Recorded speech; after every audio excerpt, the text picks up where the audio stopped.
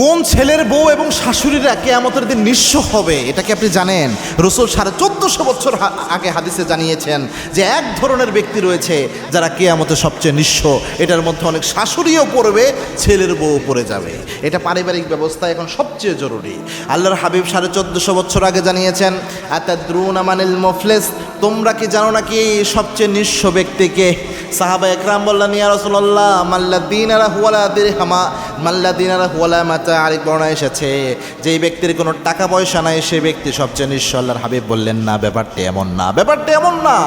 যেই ব্যক্তি দুনিয়াতে অনেক আমল করেছে, হয়তো নামাজ পড়েছে, রোজা করেছে, হজ করেছে, যাকাত দিয়েছে, চ্যারিটি, কোনো অভাব নাই তার দান সদকার, কিন্তু এই ব্যক্তি কিয়ামতে যখন হাজির হবে সে ওই দিন আল্লাহর দরবারে দেখতে পাবে সে দুনিয়ায় জুলুম করেছিল একজন ব্যক্তির উপর। এখন জুলুম তো এখানে কোনোভাবে মাপ পাওয়ার উপায় নাই, নিজের সোয়াব দিয়ে জুলুম থেকে উদ্ধার পেতে হবে। অনেক ছেলের বউ সেদিন এমন হবে, অনেক ছেলের বউ তার শাশুড়িকে কষ্ট দিয়েছে কথার মাধ্যমে। আবার অনেক শাশুড়ি এমন আছে যারা ছেলের বউর উপর মানসিক নির্যাতন চালায়, কথা বলে, বিভিন্নভাবে খোঁচা লাগিয়ে লাগিয়ে কথা বলে। এরকম স্বভাব যাদের রয়েছে, যদিও এগুলোকে ছোট বিষয় মনে হয়, কিন্তু এই স্বভাব যাদের মধ্যে থাকবে, এই জিনিসগুলোই কিয়ামতের দিন তাদের সবচেয়ে বড় নিঃস্ব বানাবে। একজন আরেকজনের উপর জুলুম করলে নিজের সব সোয়াব আরেকজনকে দিয়ে তার জাহান্নামী হতে হবে। এটা হবে সবচেয়ে নিঃস্ব অবস্থা।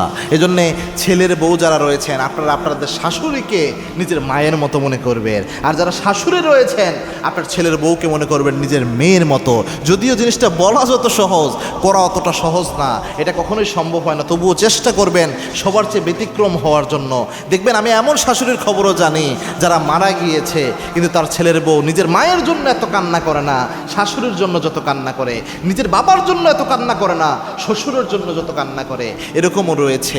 সুতরাং আমরা যেন এমন একটা সম্পর্ক পারিবারিক ব্যবস্থা নিয়ে আসতে পারি, এটা চেষ্টা করবেন। আল্লাহ আমাদের বোঝার তৌফিক দান করুন। আল্লাহুম্মা আমিন।